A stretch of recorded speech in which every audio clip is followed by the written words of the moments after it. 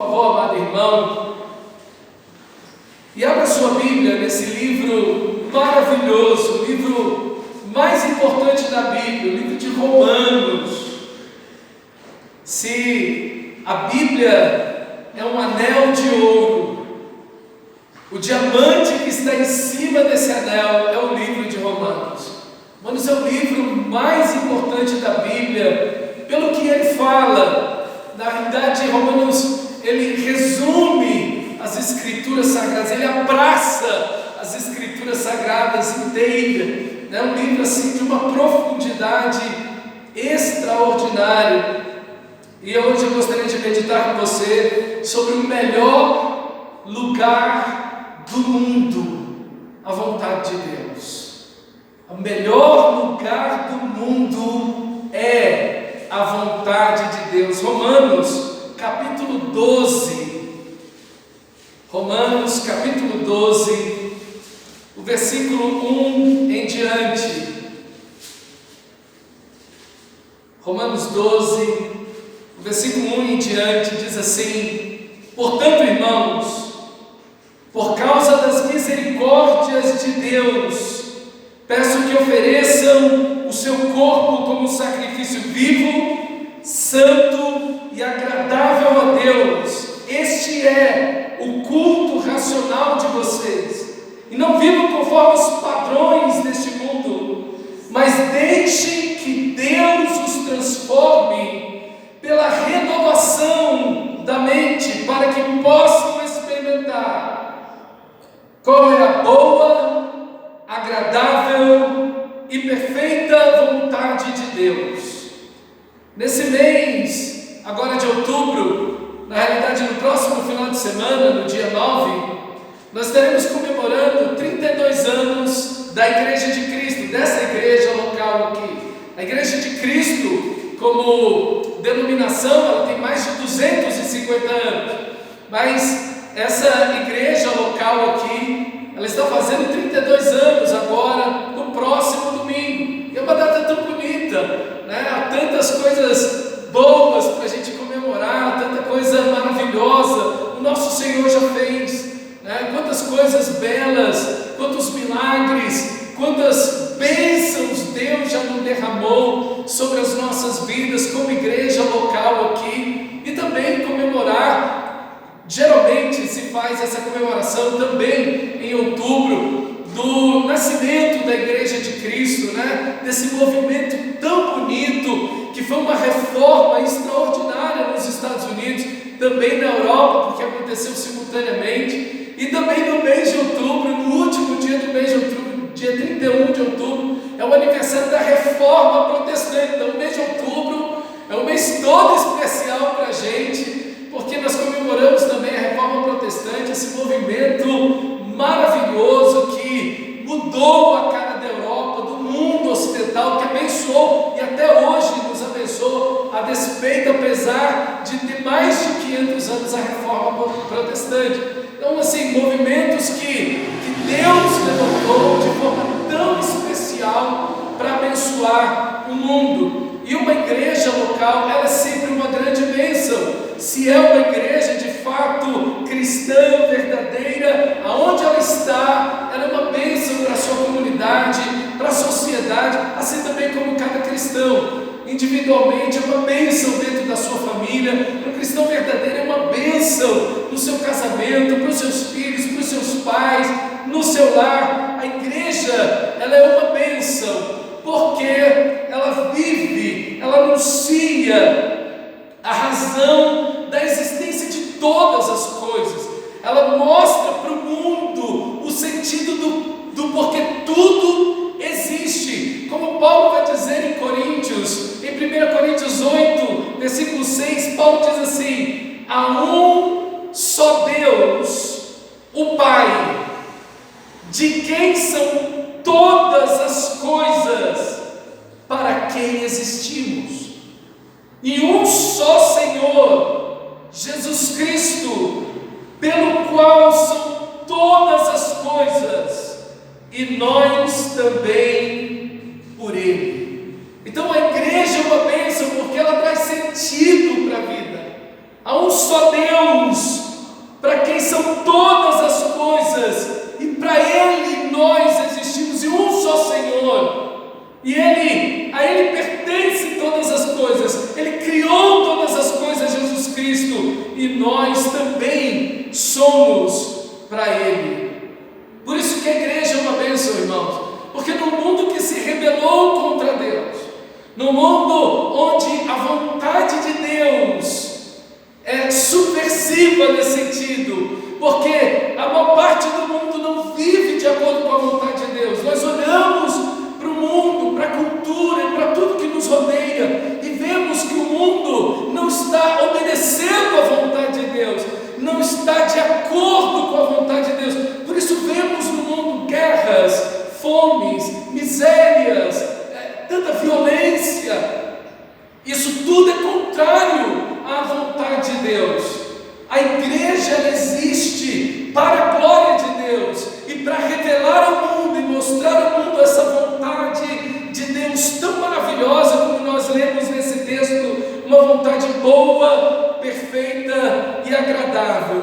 E assim, a igreja como corpo de Cristo, e cada cristão é uma bênção aonde ele se encontra, porque eles revelam a vontade de Deus. A igreja e o cristão vivem em um mundo que se rebela contra Deus, mas é uma igreja que abençoa o mundo, é um cristão que abençoa a sua família, porque anuncia a vontade de Deus. E Paulo, nesse livro de Romanos, ele usa esses primeiros 11 capítulos para falar da queda do ser humano, como o ser humano se rebela contra Deus, mas também mostrando como a graça de Deus, o amor de Deus, a misericórdia de Deus alcança o ser humano por meio do sacrifício perfeito de Jesus Cristo. Porque Deus enviou o seu Filho ao mundo, porque Cristo veio ao mundo, porque as profecias do Antigo Testamento foram dadas e como elas se cumprem na vida do nosso Senhor Jesus. Enfim, Paulo vai provar e mostrar como Deus intervém na história da humanidade, na minha história pessoal, na sua história, mas também na história do mundo, enviando seu Filho para mudar, para libertar a humanidade dos seus próprios pecados e desfazer o mal em nossas vidas, para a glória dele. Então, meu amado irmão, Paulo vai descrever nesses 11 capítulos toda essa obra maravilhosa de Deus. E ele começa o capítulo 12, que foi esse texto que nós entramos, mostrando que todo o sacrifício de Jesus, tudo aquilo que o Senhor da glória fez, apesar da destruição do ser humano, da rebelião do ser humano, Deus enviando seu Filho para morrer em nosso lugar, Ele nos aponta para uma única direção, que é a primeira direção depois do que Paulo fala desse sacrifício, a vontade de Deus em nossas vidas. Quando você olha a natureza intocada pelo ser humano, às vezes um vasinho de planta que tem lá na sua casa, e aquela planta ela floresce, ou ela dá um fruto, e você olha aquilo e você fala, gente, mas que coisa bonita, que coisa extraordinária. A única coisa que eu fiz aqui foi dar um adubo, um pouco de água, e ela floresceu. Quando você olha aquilo, você vê a vontade de Deus ali expressa de uma maneira tão bonita, como o pecado não atingiu aquela planta, aquela flor, e aquilo floresce, aquilo traz uma beleza, aquilo traz uma funcionalidade. Assim deveria ser o mundo, assim deve ser a vida do cristão, a vontade de Deus se cumprindo em nossa vida, porque Deus é glorificado aonde a sua vontade acontece, e aonde a vontade de Deus acontece, ali existe algo bom, perfeito e agradável. Quantos não querem ter uma vida assim? Quantos não querem ver uma sociedade assim? E é exatamente isso. E quando você olha os próprios mandamentos de Deus, você vai ver como Deus deseja isso. Não matarás. Você andar numa sociedade sem violência. Que coisa extraordinária, meus irmãos. Essa é a vontade de Deus. Não adulterar.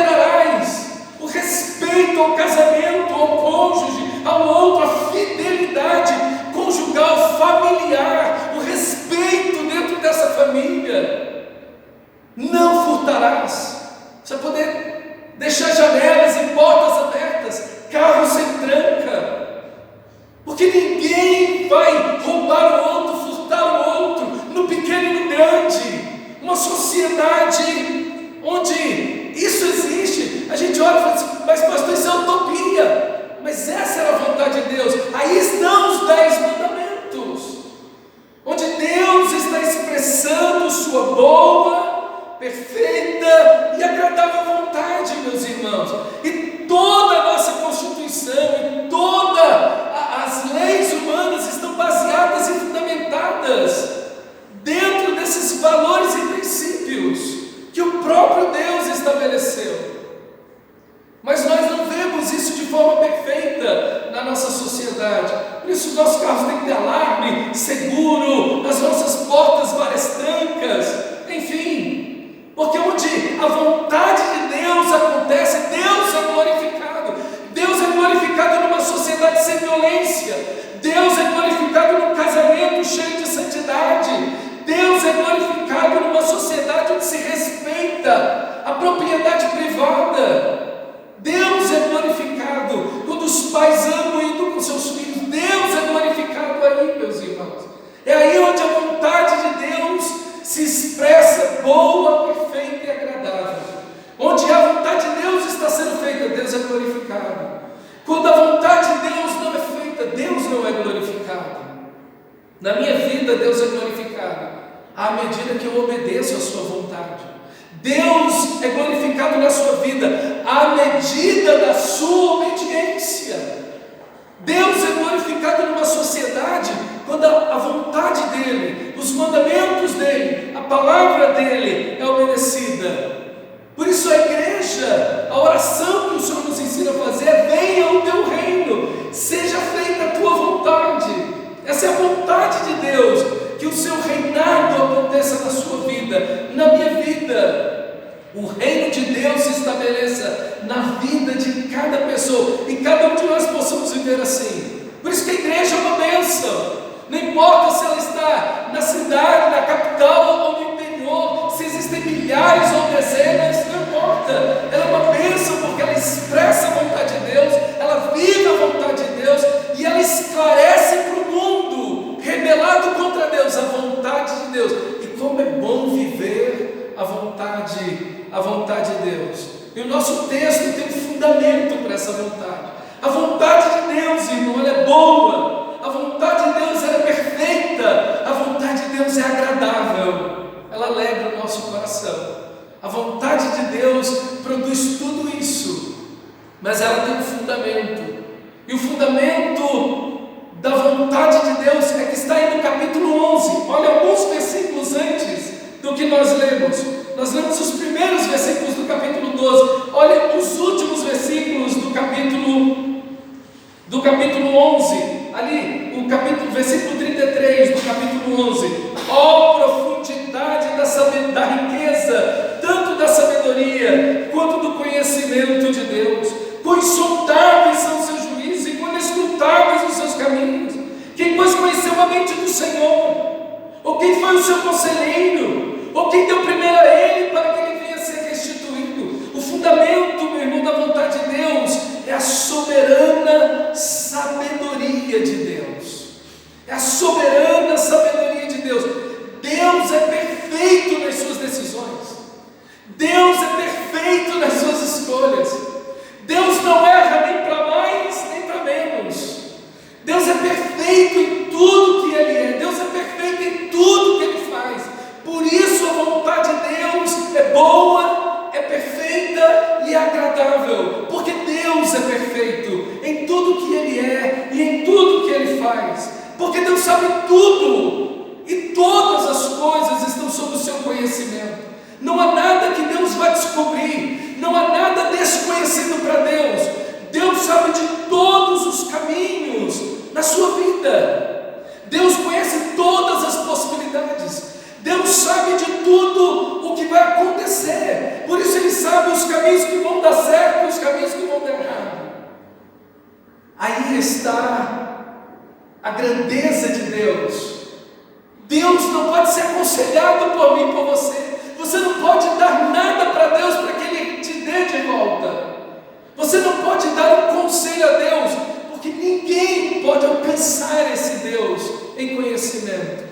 Por isso você pode confiar na vontade de Deus. Quantas vezes relutamos diante dos princípios bíblicos? Eles estão aos nossos olhos. A vontade de Deus está expressa para mim e para você na sua palavra. Por isso Deus nos deixou a sua palavra, porque o nosso coração nos engana, e nós precisamos da palavra de Deus imutável, inspirada, inerrante, que ela nos oriente, que ela seja o caminho da vontade de Deus. Porque se ficássemos nos nossos sentimentos ou achismos, eu acho uma coisa e sinto uma coisa, você acha outra e sente outra, como saberíamos a vontade de Deus? Como saberíamos o caminho se Deus não tivesse por 1500 anos, por mais de 40 autores escrito esse livro, em 3 continentes, em 3 idiomas, pessoas diversas, a maioria delas nunca se conheceram, escreveram de forma coerente, pelo próprio Deus, pela própria inspiração divina, a vontade de Deus, a história de Deus, os planos de Deus, o caráter de Deus, os atributos de Deus, o caminho de Deus. E muitos deles profetizaram aquilo que iria acontecer 1500 anos depois. Como isso é possível a não ser pela mão do próprio Deus? Porque Deus quer que vivamos a sua palavra, e nós muitas vezes diante desse texto sagrado e inerrante relutamos.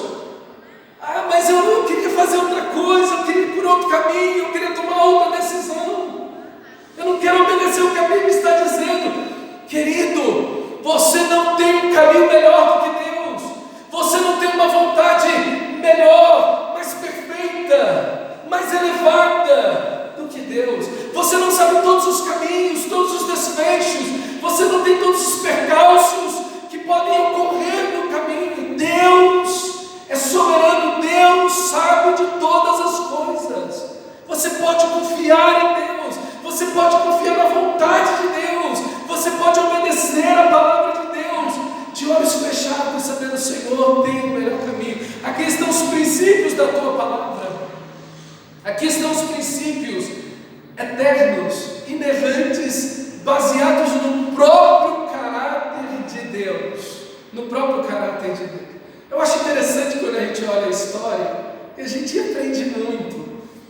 Na década de 60, nasceu um movimento chamado movimento hippie, e muita gente caiu nessa vibe, e essas pessoas estavam tão certas daquilo, elas estavam tão convictas do que o que elas estavam fazendo era o certo, era o correto, e elas se entregaram àquilo, elas investiram suas vidas, elas se lançaram com todo o coração, mente, corpo, destino, decisões, empenharam tudo em suas vidas para aquilo, e se lançaram com tudo naquilo.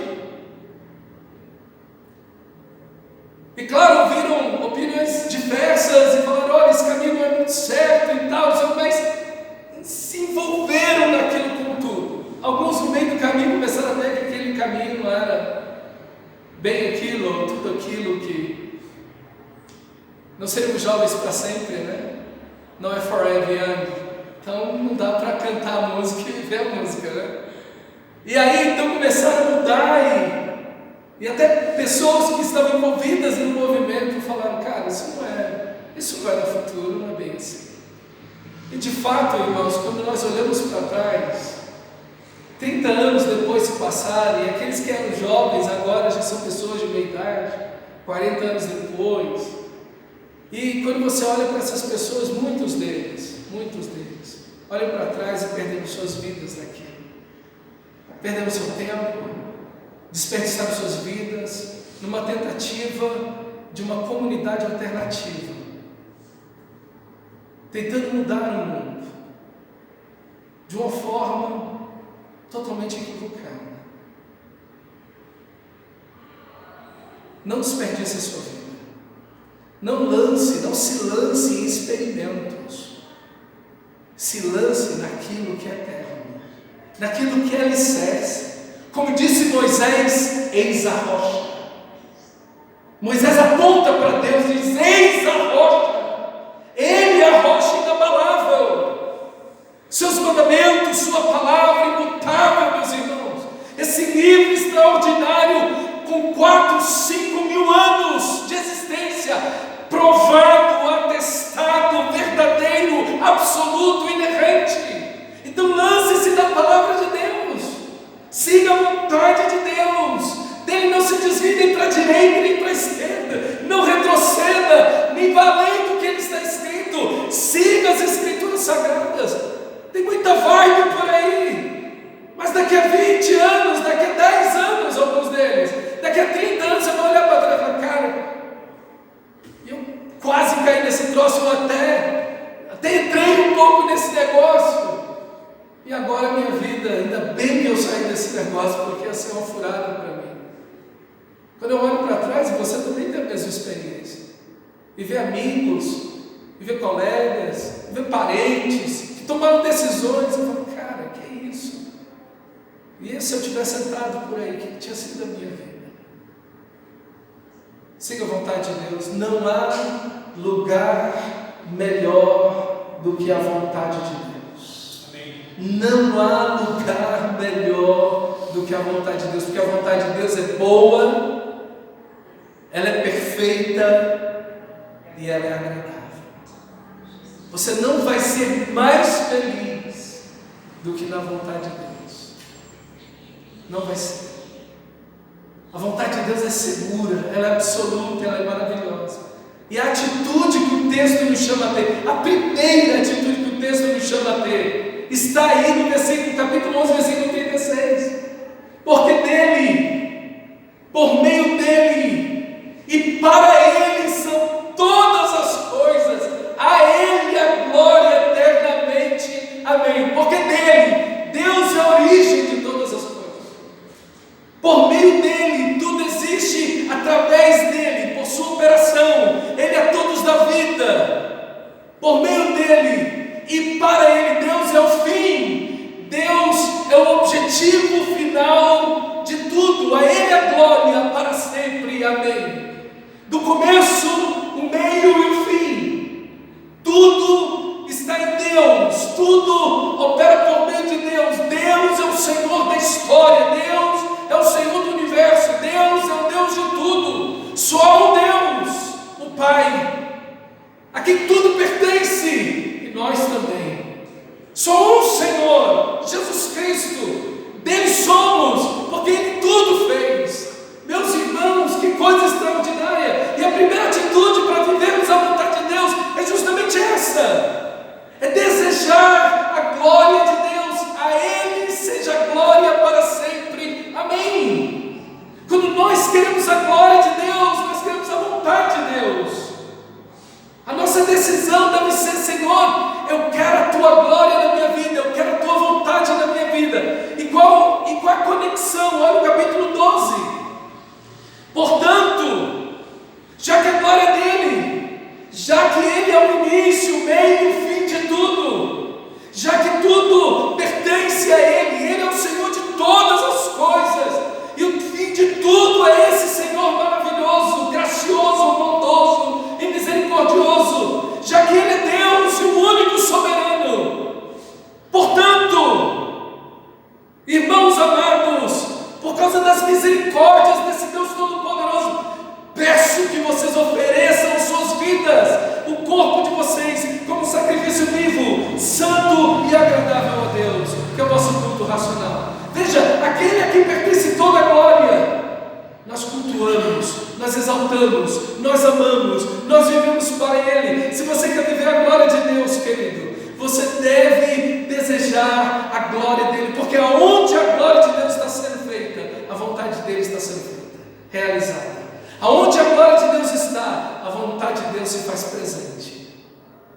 Deus é glorificado na medida da nossa obediência. E a atitude é justamente essa: Senhor, eu quero que na minha vida a tua vontade seja feita, o teu nome seja glorificado. Aqui está a importância, o poder da igreja. É quando ela diz: Senhor, o mundo inteiro pode querer uma outra vontade. Às vezes você olha a sua família, talvez você seja o único ali, ou um dos poucos a quem está servindo de fato a Deus. E você olha e fala: mas tem tanta gente indo para o outro caminho, tem tanta gente se deslocando para outra direção, tem tanta gente indo por outro lado.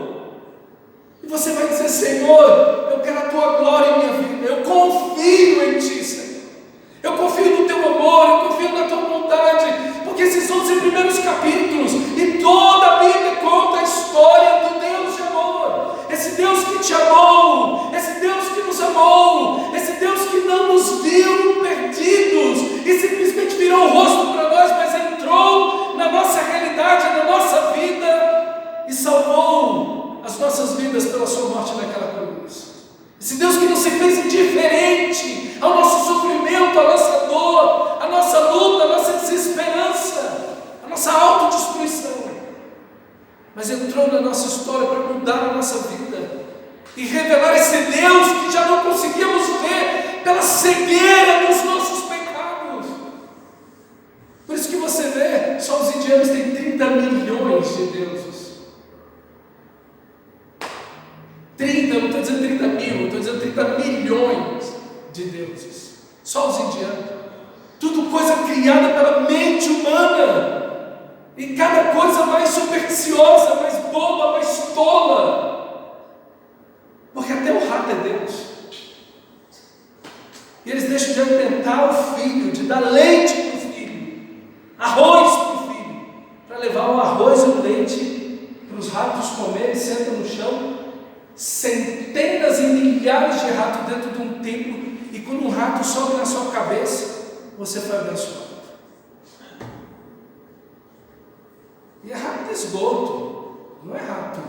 Não, aqui temos rato, aqui especial. Não, é rato de esgoto, tomando leite, comendo grãos e os filhos passando fome. Onde está Deus nisso? Que Deus é esse? Não, meus irmãos, nosso Deus é um Deus onde sua vontade é boa, é perfeita e agradável. Que coisa extraordinária o nosso Deus, que bondade o nosso Deus. É um Deus que ama, que fala para você amar os seus filhos, é um Deus que fala para você cuidar da sua família, amar a sua família, ser um bom trabalhador, ser um bom pai, uma boa mãe, um bom esposo, uma boa esposa, alguém honesto, que respeita o outro, que faz para você, que fala para você ver o outro, que você não conhece, alguém igual a você, você não é melhor do que o outro, você é exatamente igual ao outro, e aquele a quem você não conhece, foi feito também a imagem do próprio Deus, ainda que essa imagem quebrou, aquela pessoa tem valor intrínseco em si mesmo. É o Evangelho que trouxe isso para a sociedade, gente.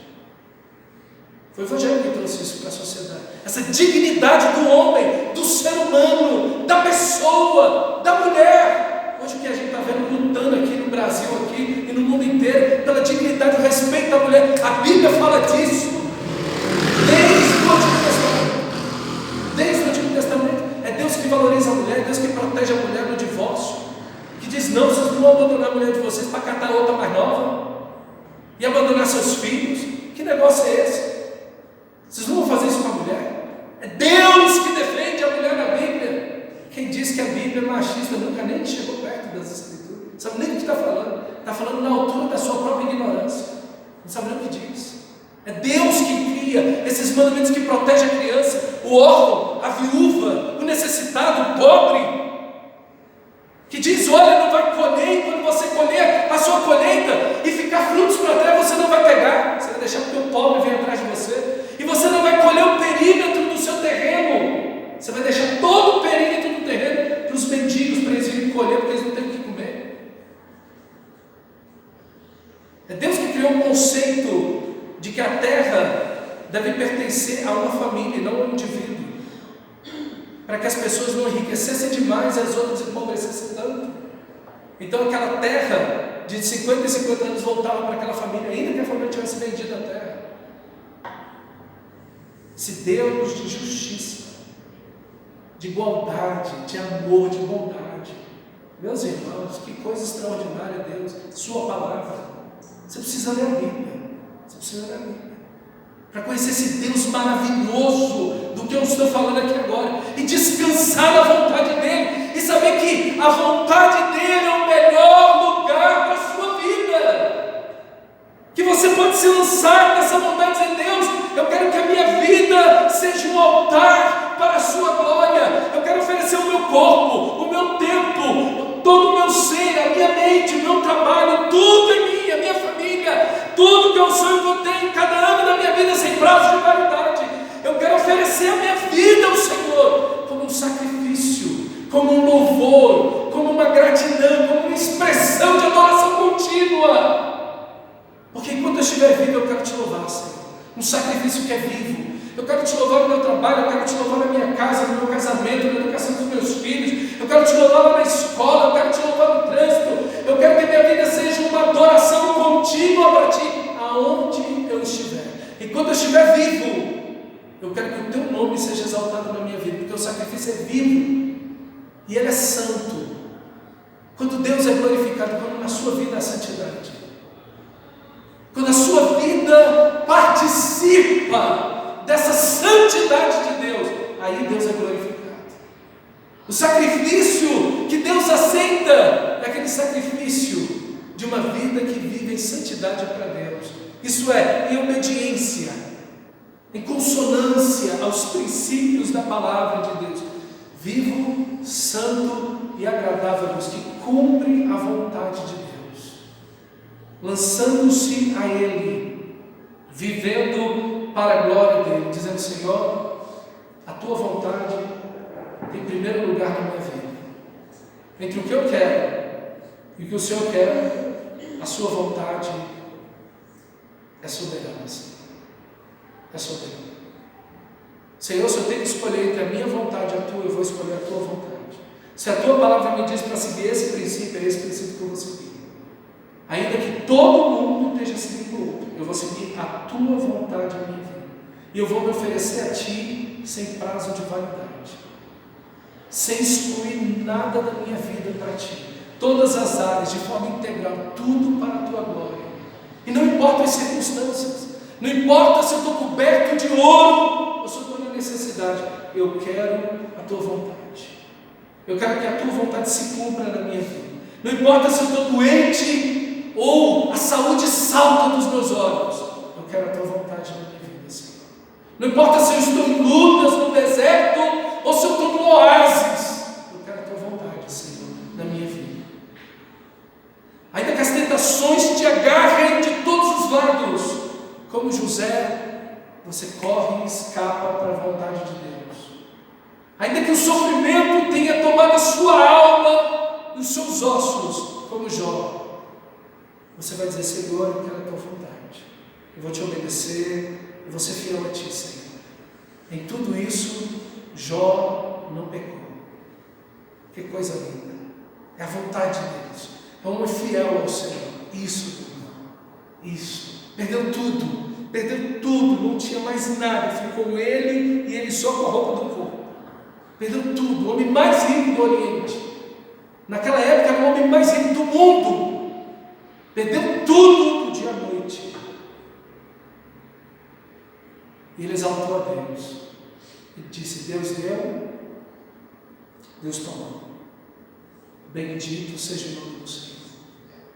E em tudo isso, Jó não pecou contra o Senhor.